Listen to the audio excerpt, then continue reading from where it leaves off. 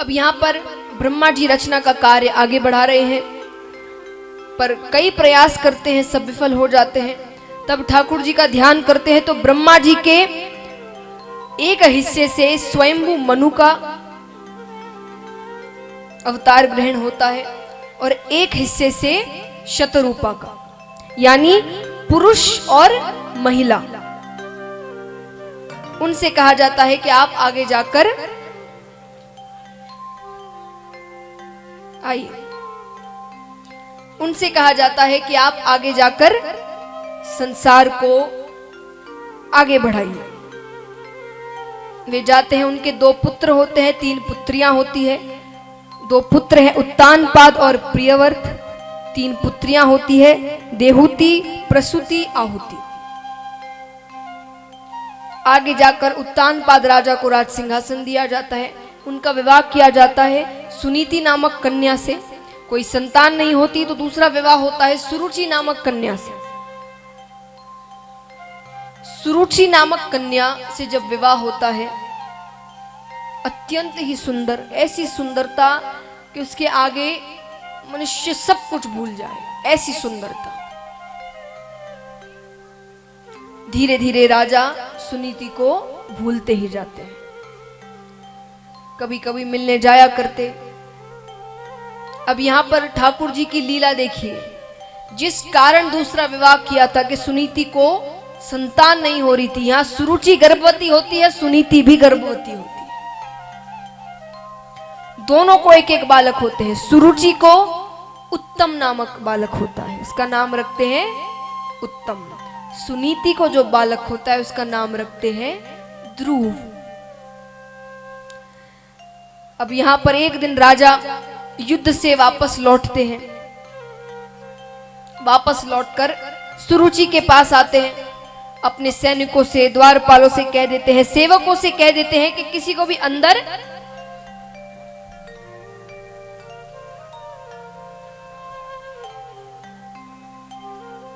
भी अंदर आने मत देना। ठीक है, द्वारपाल मान जाते हैं। राजा आकर सिंहासन पर बैठ जाते हैं। ध्रुव जी को जब पता चलता है कि पिताश्री आए हैं, दौड़ते हुए आते हैं, पर द्वारपाल उन्हें रोक लेते हैं। ध्रुव जी ने कहा, अरे मुझे पिताश्री से मिलना है। द्वारपालों ने कहा, राजकुमार, महाराज ने किसी को भी अंदर आने के लिए मना कहा है, उन्होंने आदेश दिया है, हम उनके आदेश का पालन नहीं करेंगे तो वो हमें दंड देंगे। ध्रुव जी ने कहा, और मेरे आदेश का पालन नहीं करोगे तो मैं तुम्हें दंड नहीं दूंगा। अरे पिताजी के दंड से तो तुम्हें मैं बचा सकता हूं, पर मेरे दंड से तुम्हें कोई नहीं बचा सकता। द्वारपाल मान जाते हैं। ध्रुव जी दौड़ते हुए अंदर आते हैं और सीधा आके पिताजी की गोद में बैठ जाते हैं।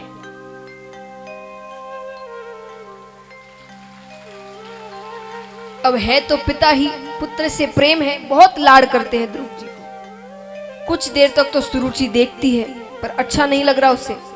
कुछ देर बाद ध्रुव जी के हाथ को पकड़कर नीचे उतार देती है।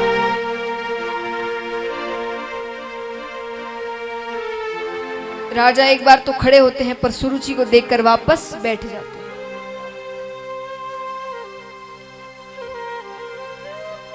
ध्रुव जी कहते हैं, पिताजी आप इतना बदल गए, विश्वास ही नहीं होता। पहले तो आप जब भी युद्ध से वापस लौटते थे सबसे पहले माता के पास आते थे, इस बार आप उनसे मिलने भी नहीं आए। सुरुचि कहती है, महाराज से क्या पूछता है, अपनी माता से जाकर पूछ। उन्होंने कहा, ध्रुव जी कहते, आप भी तो माता है, आप ही बता दीजिए। अरे मैं तो तेरी छोटी माता हूं ना। ध्रुव जी ने कहा, माता छोटी बड़ी नहीं होती, आप ही बता दीजिए। पिताजी ने ऐसा क्यों किया? पिताजी ने इसलिए किया क्योंकि तेरी माता का जो स्थान था वो मुझे दे दिया गया है, अब वो महारानी नहीं रही, अब वो दासी है। ध्रुव जी ने कहा, मेरी माता दासी नहीं है, वो इस राजमहल की महारानी है। महारानी थी, वो स्थान मुझे दे दिया गया है, और तुम्हारा स्थान मेरे पुत्र उत्तम को दे दिया। ध्रुव जी ने कहा, उत्तम को जितना मिलेगा मुझे उतनी ही प्रसन्नता होगी। मुझे बस पिताश्री की गोद में बैठना है, मुझे एक बार उनकी गोद में बैठा दीजिए। सुरुचि कहती है नहीं, अब पिताजी की गोद में बैठना है तो जाकर भगवान विष्णु से कह कि तुझे मेरी कोख से पैदा कर, तभी पिताजी की गोद में बैठ सकते हैं। अब जाओ यहां से। ध्रुव जी रोते रोते चले जाते हैं।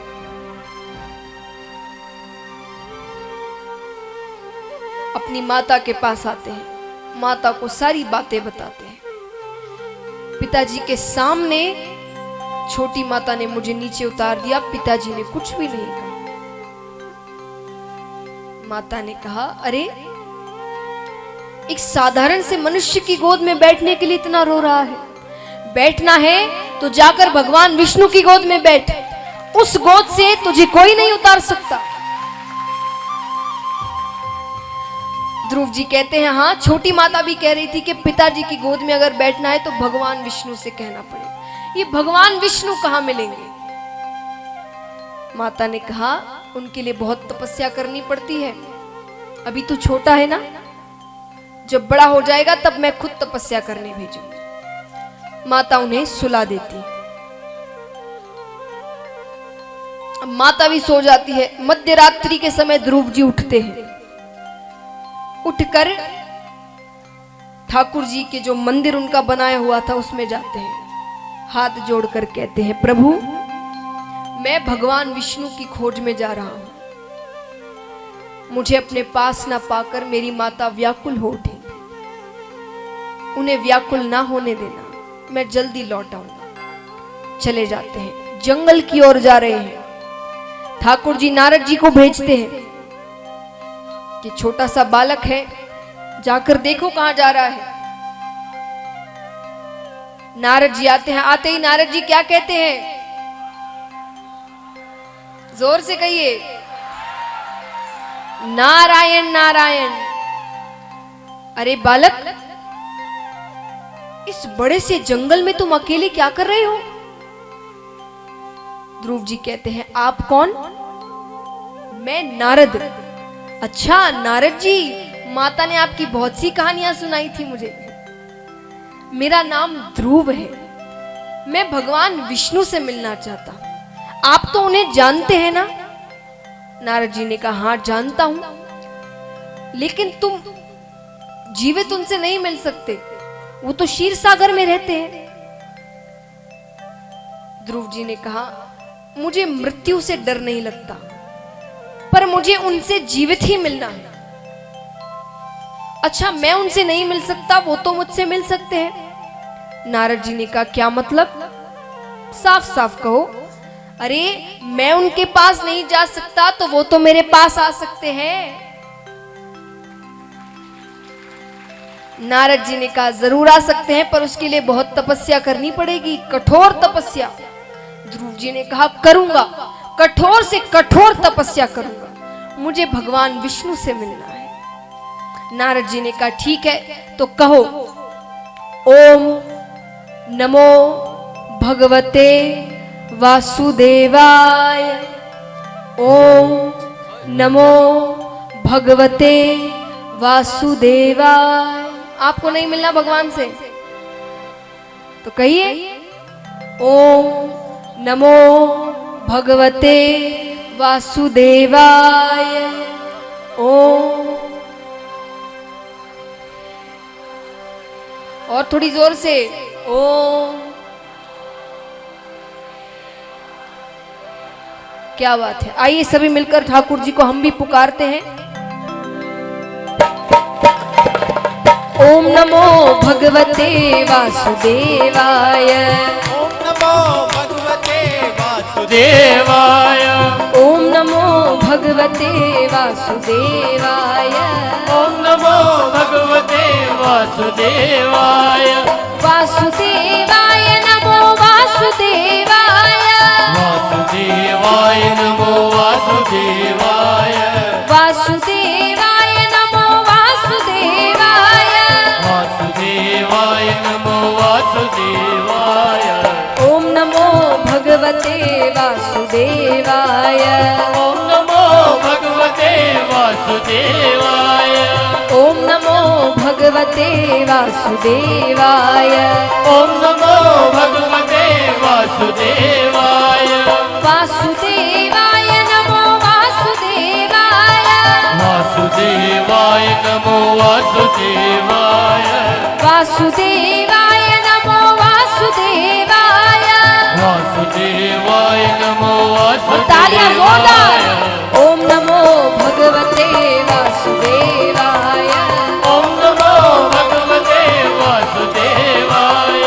ओम नमो भगवते वासुदेवाय। ओम नमो भगवते वासुदेवाय। वासुदेवाय नमो वासुदेवाय। वासुदेवाय नमो वासुदेवाय। वासुदेवाय नमो वासुदेवाय। वासुदेवाय और उठा के पूरे पूरे हाथ। वासुदेवाय। ओम नमो भगवते वासुदेवाय। ओम नमो भगवते वासुदेवाय।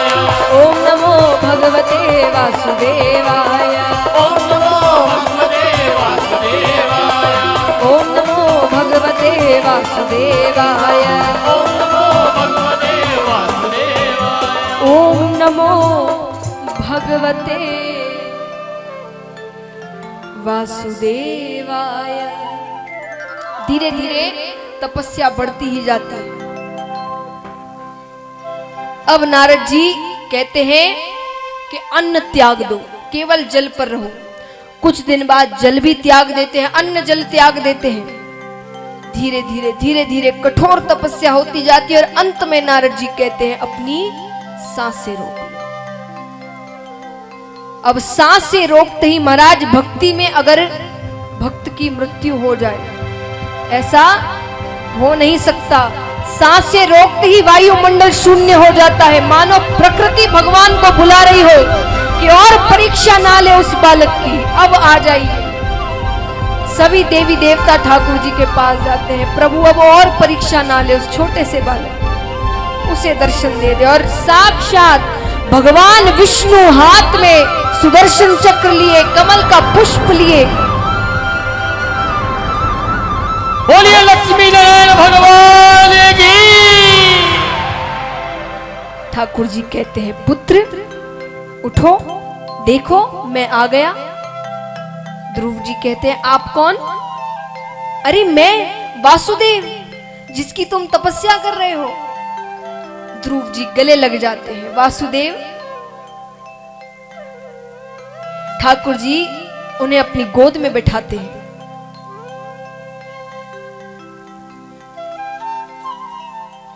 ठाकुर जी कहते कहो क्या पूछना चाहते हो तुम मुझसे? ध्रुव जी कहते हैं कि पिताजी ने मुझे अपनी गोद से क्यों उतार दिया?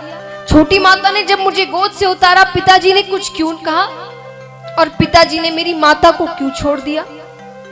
ठाकुर जी कहते हैं अरे अरे अरे, इतने सारे प्रश्न एक साथ। पहला प्रश्न पूछो जिसका उत्तर तुम सबसे पहले जानना चाहते हो। छोटी माता ने मुझे पिताजी की गोद से क्यों उतार दिया? यही प्रश्न है जो तुम्हें सबसे ज्यादा परेशान कर रहा है। ठाकुर जी ध्रुव जी के सर पर हाथ रखते हैं और मां सरस्वती उनके मस्तक पर प्रवेश कर जाती है, ज्ञान प्रवेश कर जाता है।